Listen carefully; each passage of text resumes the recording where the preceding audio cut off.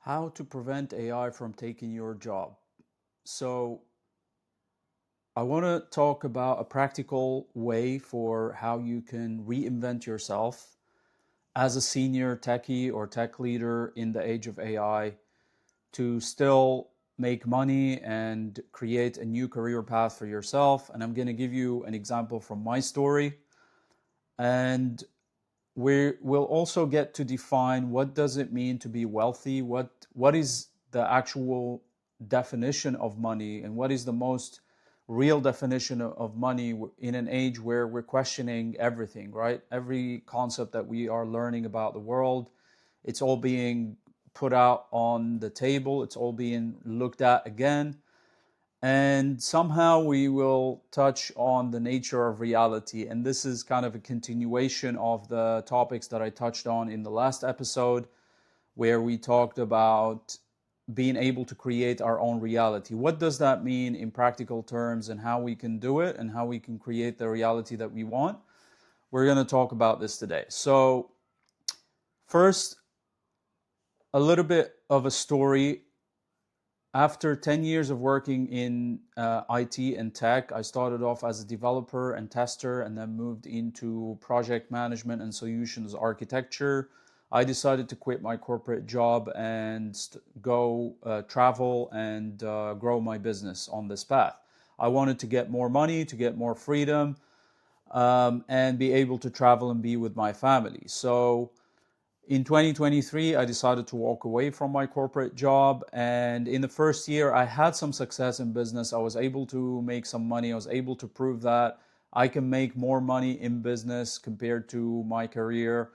And I also enjoyed the idea of traveling and having that freedom and autonomy. The problem is, I didn't have enough accountability and consistency so I can continue generating that level of income as I travel. And so things started to fall apart from there. So I got to a place where I lost all my clients. My business venture failed. After iterating so many times, I tried about 14 different offers because I had already started a side hustle idea since 2018. And then in 2023, everything started accelerating because I was working full time on the business. I lost all my clients. I found myself with zero income, falling in debt, and then also I wanted to take a break. Like, for in the face of all this, I wanted to take a break from it all and kind of reflect and question: is this path the right thing for me? Should I go back and find a job? And people around you start giving you ideas and telling you should do this and you should do that. So I wanted to take a break from it all. So I spent a year of soul searching and self-discovery, and then another year of kind of awakening and a lot more realization and discovering more things about myself. And as you study things about yourself, you start to understand certain concepts about the world. And this is what led me to have a deep understanding of human nature and how I'm wired, and our human psychology, and how it affects our view of the world. So I developed a lot of appreciation for this. And this is where I decided that, look, like, I need to survive, right? I need to make money to provide for my family. And that's where I came face to face with the new status of the world, with the new situation of the world.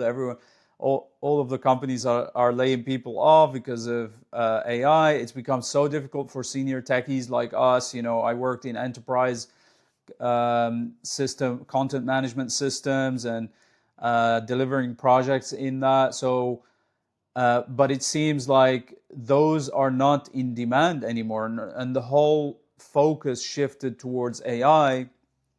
And me being an AI contrarian, because I believe 80% of the work in AI is useless and total bullshit right now. Only 20% of it is actual useful stuff happening in the background in organizations, and no one's talking about it, but people are hyping up the AI slop and the content that's being created by AI, and people make a big fuss about it, but at the same time, it's so destructive to people. So this made me take a contrarian view on it, and I was like, I don't even want to participate in that. So it became very challenging for me because it seemed like this is the only way to make money. Like the only way I can integrate back into the capitalist system is by learning AI skills. But at the same time, I hate it and I don't want to participate in that because I know most of it is destructive to humans. So that was a big dilemma that I was facing. But then one day I was like, well, like I got to do something, right? So as I was looking at jobs, I found something called like a generalist English AI model trainer. And it talked about knowledge in literature or history or, general English language. And these are things that I've always been interested in. Like I've always been interested in teaching English or reading literature. I read books quite often, and I'm always interested in history. So I felt like, hey, this seems interesting. This seems different from what I've been looking at. So I applied. I did the evaluations and the interviews and so on, and I was able to find a job as an AI trainer. And so this put me right back in the middle of the AI space, which I've been a contrarian of. But I got to see from a different side of it where companies are training AI models on human data. And yes, you can see it as, okay, well, now the AI is learning all the human data until they get to a place where they don't need us anymore. But I tend to have a different view on this because the more that you work with AI, you start to realize that there always needs to be a human in the loop, and it's a bit of a like a buzzword right now, human in the loop AI development. A lot of companies are using this sort of term, and but that's a reality. Like there always needs to be a human involved in the development of AI systems because they are always prone to error and hallucination. And so this votes well for human beings. Yes, maybe we won't need as much human beings as right now, but the good news is that there's always going to be a need for human beings to be in the loop. So how can you position yourself as that potential human being who needs to be in the loop? So if I look back at this experience and reflect, what is the learning lesson? Someone might say, "Oh, it's just a total coincidence." But I will say it has more than that. So if you look deeper into this, to me, this was me just following my interest. When I had looked at the job market, but now from a different perspective. I'm not searching for jobs just to make money, but I'm looking at the job market to explore an interest of mine, to explore something fun for me, because I'm interested in literature and history and research and all that stuff. And that's why I applied to that job. So the takeaway from here is that when I had followed my interest, I was able to land into something that helped me reinvent myself and recreate a new career path for myself as an AI model trainer, right? And now I was able to be promoted and find better and more senior opportunities in that space that are much higher at a higher pay, and it continues to increase. So I've kind of like charted a new path for myself to use all of the skills that I learned in my tech experience in my previous 10 years to apply them in the path of AI. And so to me, this is where I followed my interest and I was able to find something that I'm able to apply the skills and experience that I have picked up from the past and apply them on this new career path. And this is where we can come up with we can define a new rule for this. And this is what it means when people say, well, if you want to survive in the age of AI, you need to follow your passion. That is the practical translation of that.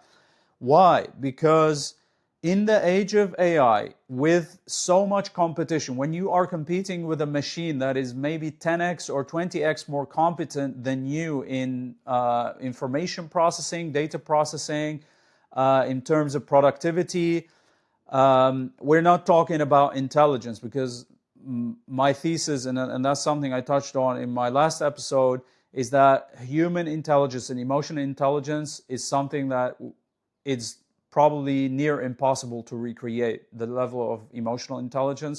But that's a different topic. We're talking about the the actual processing of work, like productivity in terms of doing tasks in the job.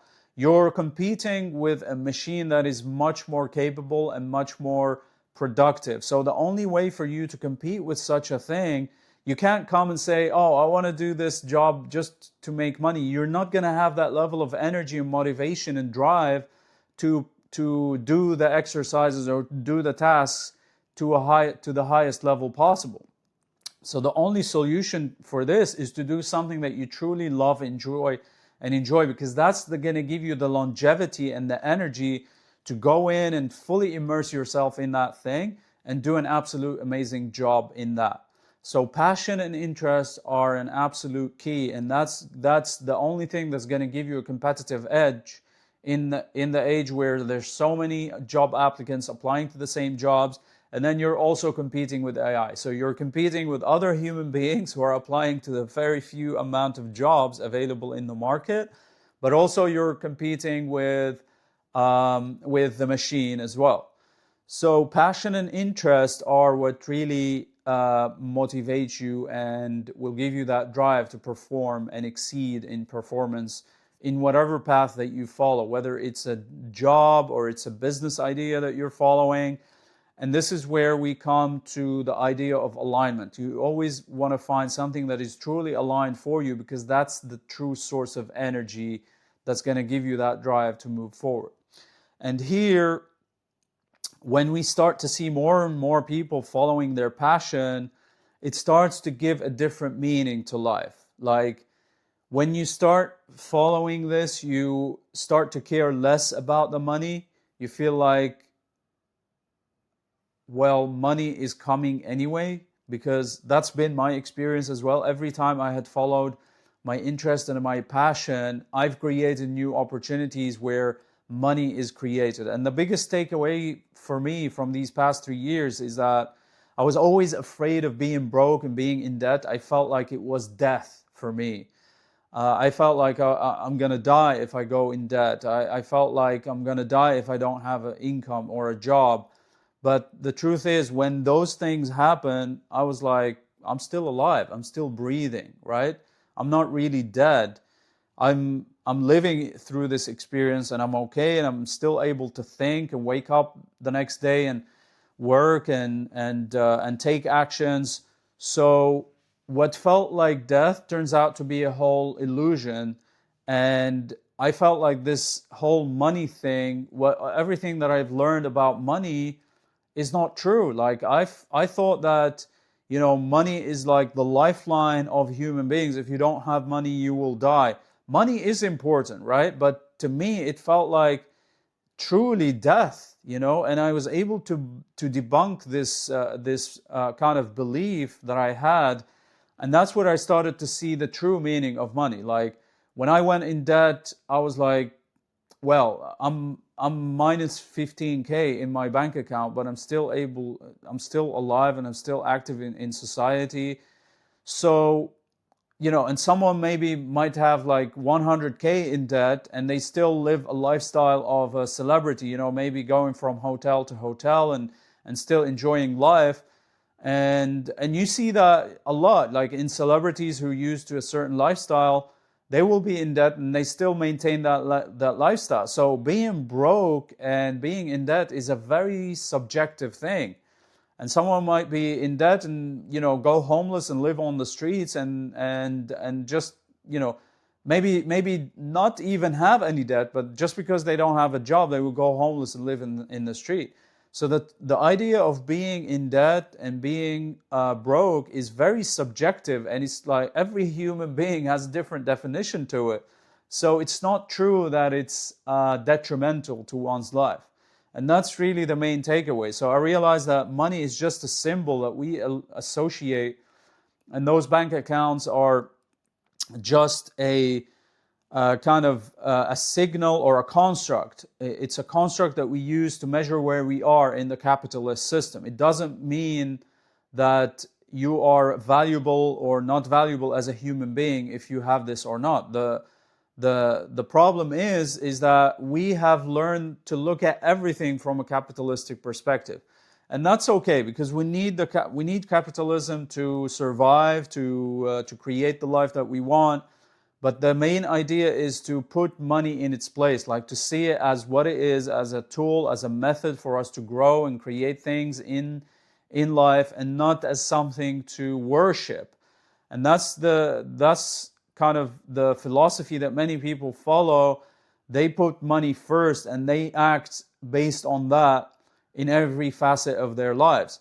And this is all falling apart right now. So when we start to see money in its true place, which is a construct that we have created in order for us to navigate the capitalist world, that's okay, right? So let's just accept that. And now we ask the question, well, what other constructs have we created for reality, right? So if you're someone like me who likes to ask questions, who likes to question everything, I've always been this person who questions everything, and I don't like to take any belief on face value, especially like from things that we learned in Islam, growing up in a Muslim environment, or things that we learn from society, and then going into jobs and going into companies. This is why I struggled to keep a job for a long period of time, because conformity feels like death to me. So I struggle so much to conform to systems, and I've thought there was something wrong with me for a long time. I thought like I was wrong. Maybe I'm neurodivergent and I need medication or something, or I'm not able to integrate into certain societies, communities, and groups. And then I came across this idea of, having more realizations about my neurodivergence, and then also the idea of indigo children. And this book talks about how children who are gifted in a certain way, who are not able to conform and integrate, instead of labeling them as neurodivergent and giving them meds, if you look at those abilities as a superpower or an asset that you can use, it's a game changer for them. And I already see that. Like, a lot of billionaires and highly successful people have those traits. They are eccentric, they are weird, they do weird stuff, they talk weird, they act sometimes impulsively. A lot of celebrities demonstrate these kinds of things. They just say whatever's on their mind.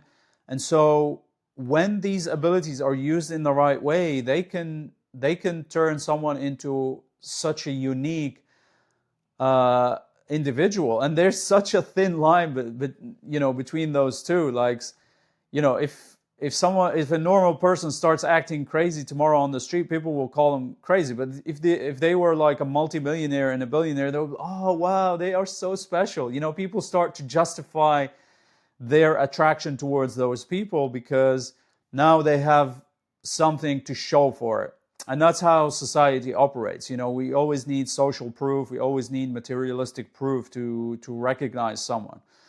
So what other concepts and principles have we been taught and programmed about society, about ourselves, and about the nature of reality? Like, what is this reality that we live in? And I spent the past 10 years asking these questions. Like, what is the nature of reality? What is the meaning of life? Why are we here? And how can we create the life and reality that we want?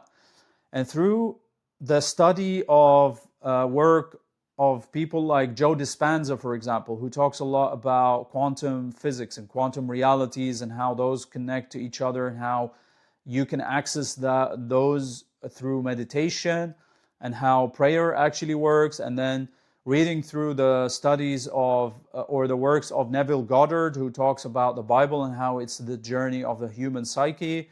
And then looking at talks from Federico Faggin, for example, who's an inventor of the microchip. So he's the guy who invented the microchip, and he talks about an awakening experience that he had, where he started to realize the nature of reality and the nature of our consciousness. So all of these people talk about a new framework and a new way to look at reality. And the main idea from it is that all of these things that we see are a creation of our consciousness. Like even your physical body, your hands, your legs, your brain, they are all a construct of your consciousness. And the idea is that we are first spiritual beings, that we've created this reality, and we've all agreed together to create this reality and join it so we can experience the different themes and meanings and adventures in this life, including planet Earth. So essentially, we're all extraterrestrial beings who have agreed to come to Earth as a school of the soul and the spirit and the thought, and we have a shared reality that we all participate in, and we created these rules together. So who gets to break these rules? Who gets to question them? Every single person. It doesn't mean that you get to break them right now. Like if I go and jump off the balcony, I'm gonna experience gravity, because this is part of the consensus reality. We've all agreed that gravity exists. And if I want to survive or thrive in the 3D, I need to conform to these basic rules. But the thing is, the basic rules are very, very, very few. So if we look at hermetics, for example, and a book called the Kybalion, it explains what are the 10 axioms of reality. So these are the main. There are only like 5 or 10 universal rules that describe the nature of reality, but everything else is up for grabs. Everything else is up for questioning. So whether, Islam is the true religion or not, this is up for questioning. Whether X religion is the true one, whether, what you learned about your childhood, your family, your society.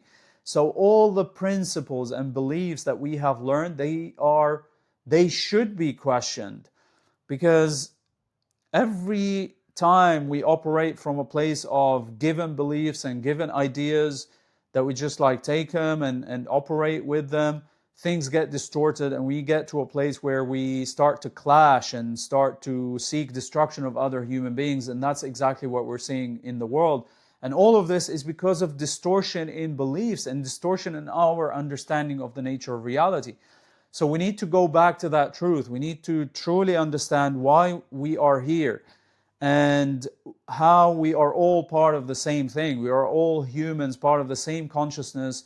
We are part of a collective consciousness. We're here to explore things, and no human being has the right to have the power over another human being, or let alone seek their destruction.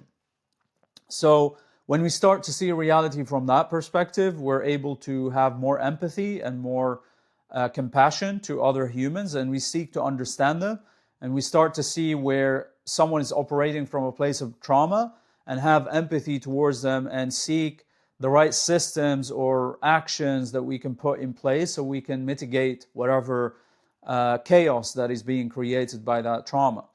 And I'm going to talk about more practical examples for how we deal with this in future episodes, but I would love to hear your thoughts on these points that I mentioned. If there's anything that doesn't make sense, ask me questions. Would love for you to subscribe and share this video if you found it insightful and helpful, and I'll talk to you on the next one.